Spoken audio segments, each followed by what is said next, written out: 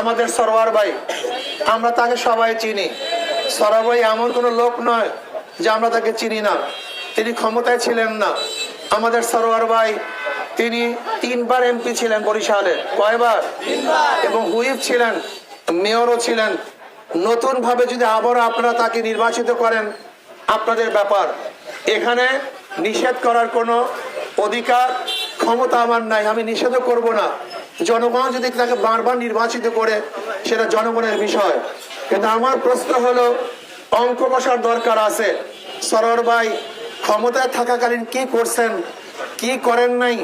যখন তার বয়স ছিল জুয়ান, কর্মস্পৃহা ছিল, তাগড়া ছিল, তখন কি করেছেন সবাই জানেন। এখন সরওয়ার ভাই সেই অবস্থারও নাই। যদি আবার নির্বাচিত করেন, কি করবেন কি করবেন না সেই অঙ্ক আপনারা কষবেন।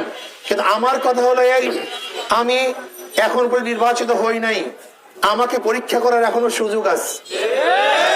আমাকে পরীক্ষা করার সুযোগ আছে। আপনাকে সরওয়ার ভাইকে পরীক্ষা করার কিছু নেই।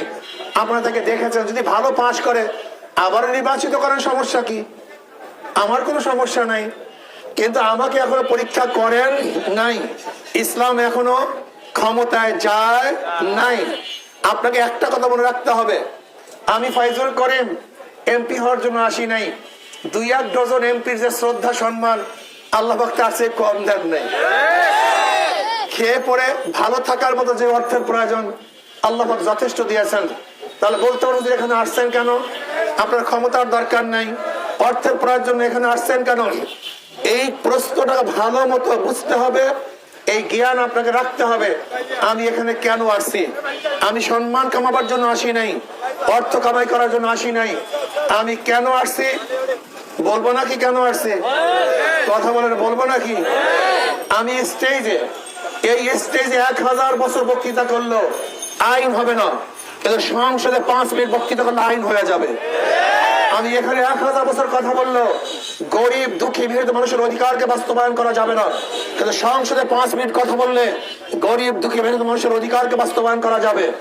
আমি স্টেজে 1000 বছর কথা বললো এদেশের টাকা বিদেশে পাচার করা বন্ধ করা যাবে না, কিন্তু সংসদে 5 মিনিট কথা বললে এদেশের টাকা বিদেশে পাচার করা বন্ধ করা সম্ভব হবে। আমি এখানে 1000 বছর কথা বললো কোরআন এবং সুন্নাহর আইন পাশ করা সম্ভব না, কিন্তু সংসদে 5 মিনিট কথা বললেও আল্লাহ কবুল করলে কোরআন ও সুন্নাহর আইন পাশ করা সম্ভব। এই স্টেজ আর সংসদের স্টেজ এক না, এই চেয়ার আর সংসদের চেয়ার এক না। আমি আমার বরিশালের বন্ধুদেরকে বলবো, আমার বাবাদেরকে বলবো, যে চোর সে মায়ের নাকেরও সোনা চুরি করে। আমি বললাম ওর অভ্যাসে চুরি। যে জালেম বাবার সাথে জুলুম করে, মার সাথে জুলুম করে, স্ত্রীর সাথে জুলুম করে, বোনের সাথে জুলুম করে, ওর অভ্যাসী জালেম কামি জুলুম করা। কথা ঠিক না? কিন্তু যে ব্যক্তি চোর না, সে শত্রু মারও চুরি করতে পারে না। কেন? অভ্যাস নেই। কথা কয় না, কি নাই? যে চোর না, সে শত্রু মারও চুরি করতে, কারণটা কি? অভ্যাস নাই। যে জালেম না, সে শত্রুর সাথে জুলুম করতে পারে না, কারণটা কি? অভ্যাস নাই। আর যে চোর সে মার নাকে সোনাও চুরি করে। যে জালেম সে সবার সাথে জুলুম করে। যদি আমরা চোর হই, আমাকে নির্বাচিত করা আপনাদের ঠিক হবে না, কারণ আমার অভ্যাস হবে চুরি। আর আমি যদি চোর না হই, তাহলে আমার দ্বারা গরিব দুঃখী দরিদ্র মানুষের একটা কম্বল, একটা টিন, 100 টাকা চাউলও আত্মসাৎ করা সম্ভব নয়। কাজে আমার কাছে সমস্ত মানুষের, গরিবদের মাল আমার কাছে নিরাপদ, অন্য কারোর কাছে নিরাপদ নয়।